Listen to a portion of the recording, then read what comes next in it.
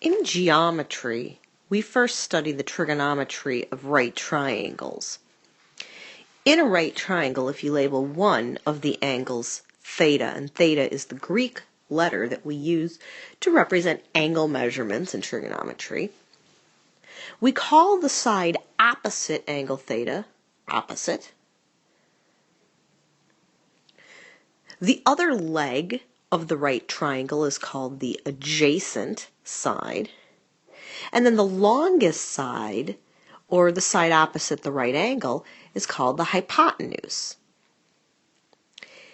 The trigonometric ratios that we use in relation to this are sine, remember it's not pronounced sin.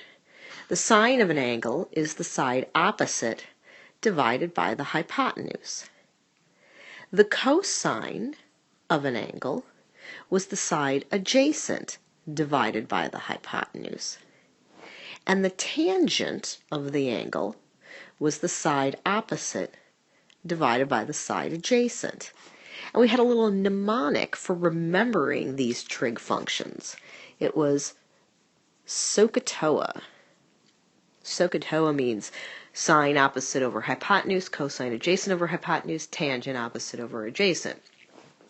I had a student once who wrote it like this. I thought this was also an interesting way of looking at it, and this is how he remembered the ratios. There were three other trig ratios that we were introduced to in Algebra 2, and they were the reciprocals of sine, cosine, and tangent. The reciprocal of sine is called the cosecant. Oops, let's try writing that again. CSC is what we use for cosecant, and it's hypotenuse over opposite because it's the reciprocal of the sine. Secant is the reciprocal of cosine, so it's hypotenuse over adjacent. And cotangent is the reciprocal of tangent, it's adjacent over opposite. Tangent and cotangent are really easy to remember that they're reciprocals. A lot of times students get confused with sine and cosecant, cosine and secant being reciprocals because they want to put the ones that start with a C together and they want to put the ones that start with an S together, and that's not how it works. Let's find the 6 trigonometric ratios of this right triangle. Now, the first thing I want you to notice is where theta is. Theta is going to define for us which side is the side opposite and which side is the side adjacent. The legs of the right triangle, the two pieces that make up the right angle, are always opposite and adjacent, but which one's opposite and which one's adjacent depends on which angle you call theta.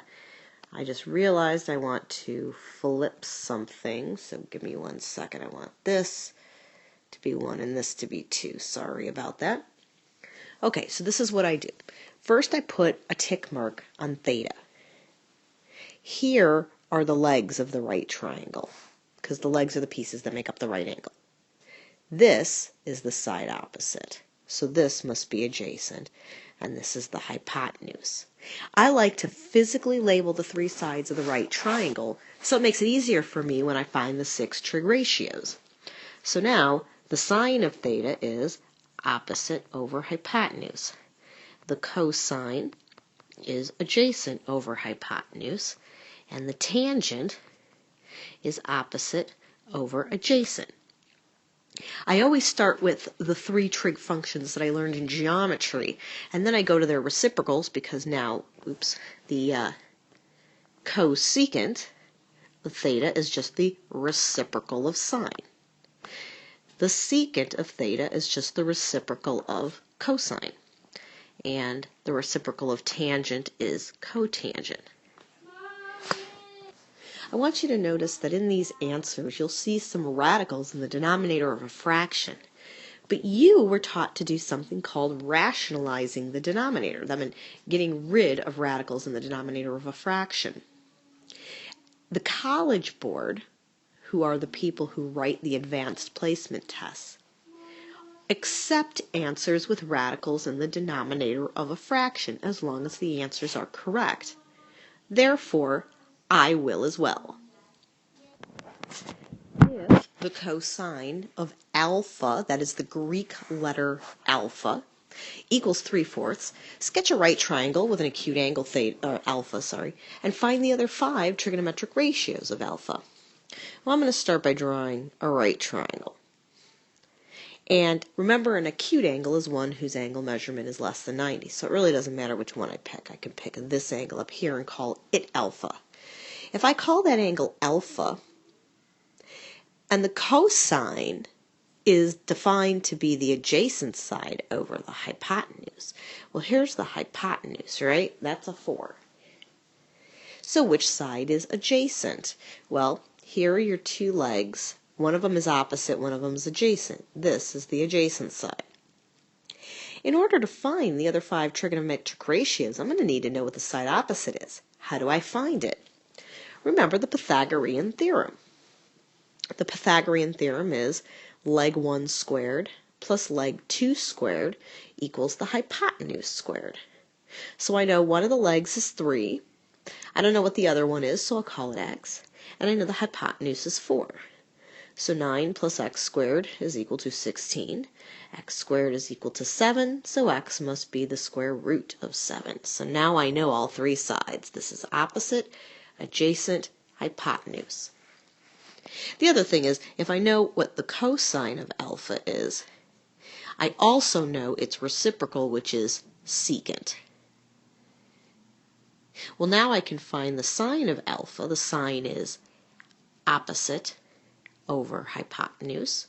So its reciprocal cosecant, oops, not theta. Let's see. I don't have an eraser on this, so I kind of have to backtrack if I want to get rid of stuff. The cosecant of alpha is then 4 over the square root of 7.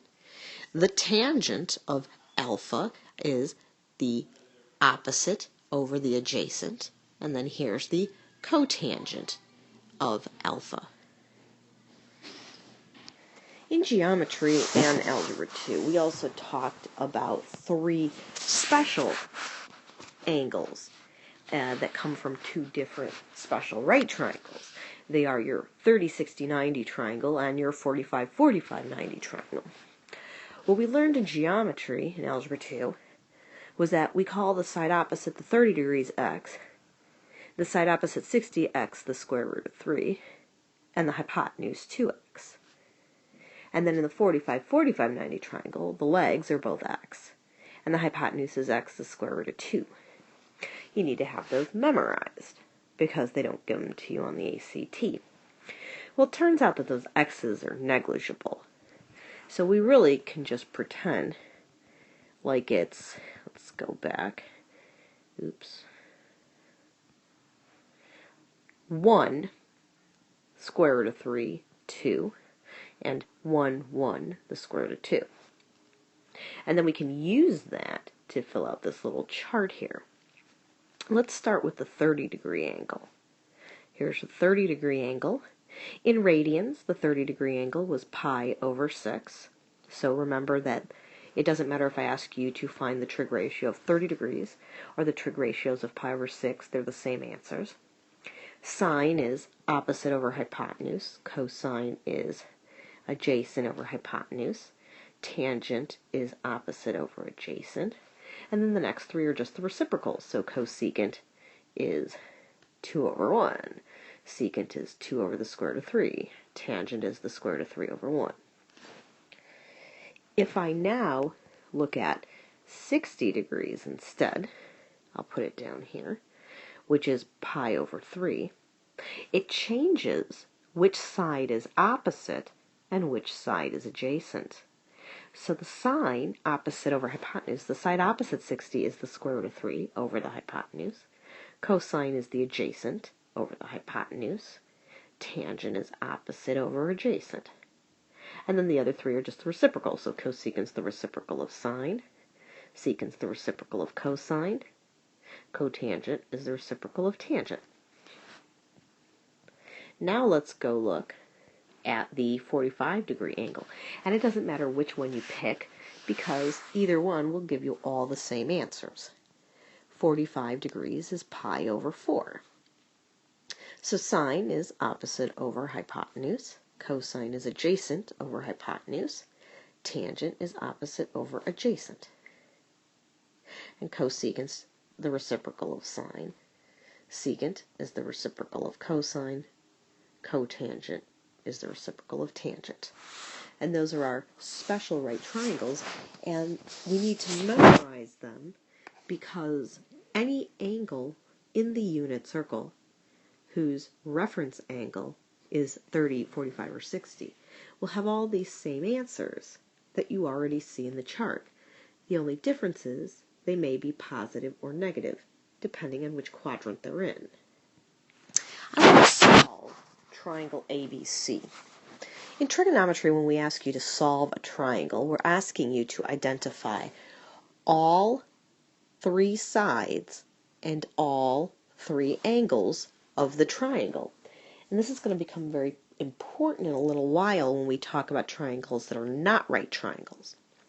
I have a very special way that I like to set up these problems, and I want you to do it the same way that I do it, or else. I start by writing the angles, and then next to it I write their corresponding sides. And then anything that is given to me in the triangle, I write in that chart to begin with. So I know angle A is 30 degrees. I know angle C is 90 degrees. And I know side C is 12.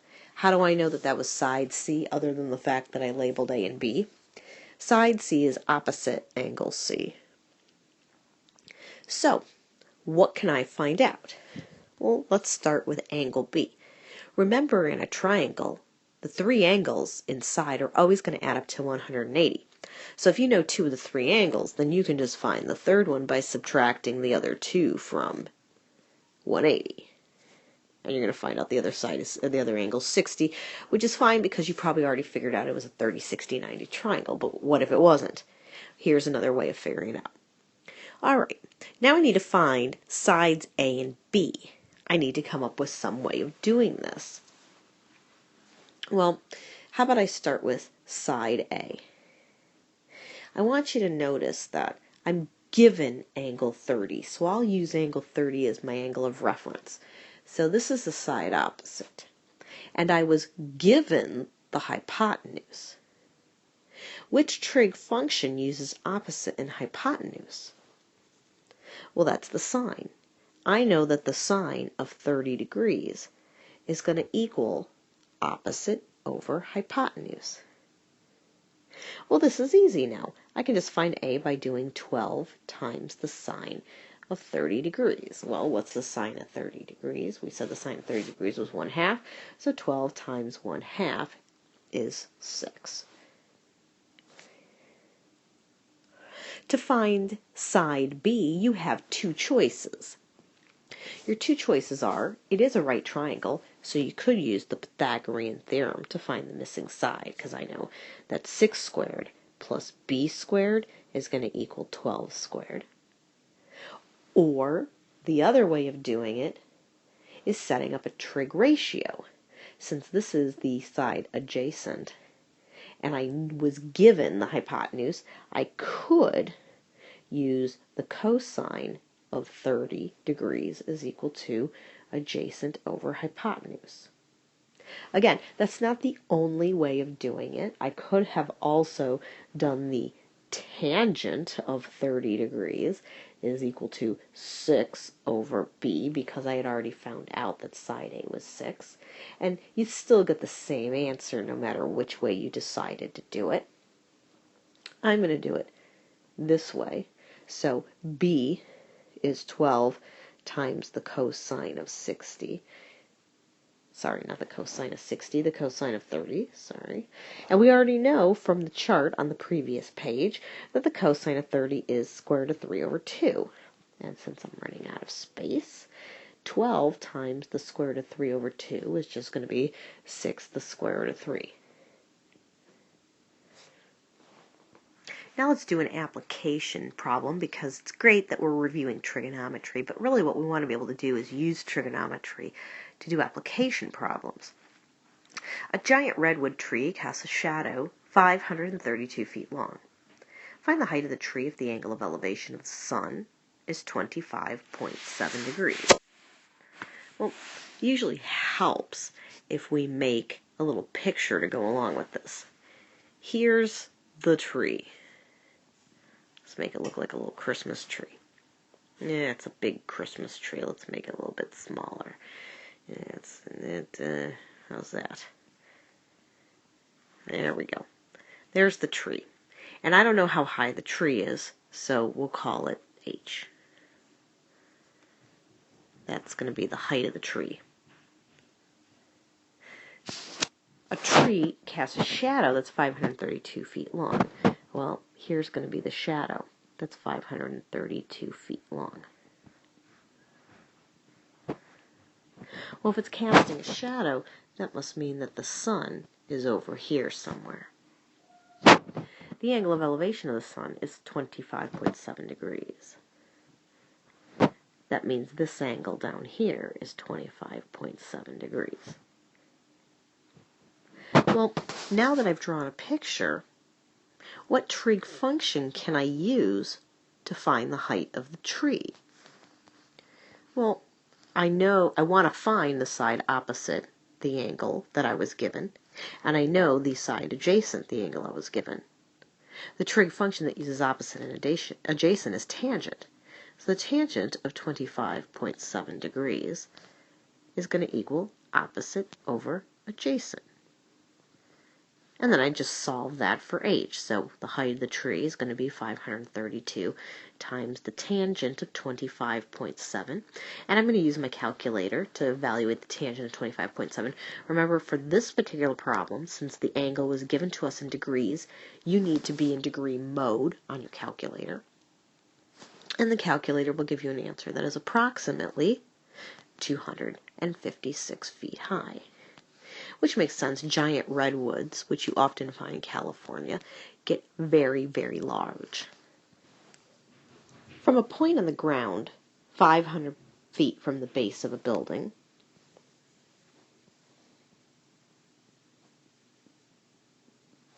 an observer finds that the angle of elevation to the top of the building is 24 degrees. And that the angle of elevation to the top of a flagpole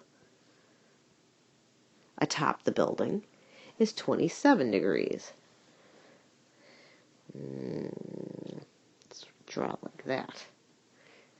Find the height of the building and the length of the flagpole. Well, I'm going to actually have to do two problems here. I'm going to first have to use this right triangle to find the height of the building.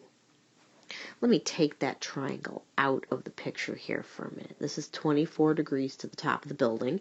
The building is h because I don't know what it is yet, and I know that the observer is 500 feet away. What trig function am I going to use to solve for h? Well, I'm trying to find the side opposite. I know the side adjacent, so I'm going to use tangent. Tangent of 24 degrees is opposite, call that h, over adjacent. So I find the height by doing 500 times the tangent of 24. I'm going to plug that in my calculator, and I'm going to find out that it is approximately 223 feet high. Well, now that I know the height of the building, now you'll see there's a second triangle here.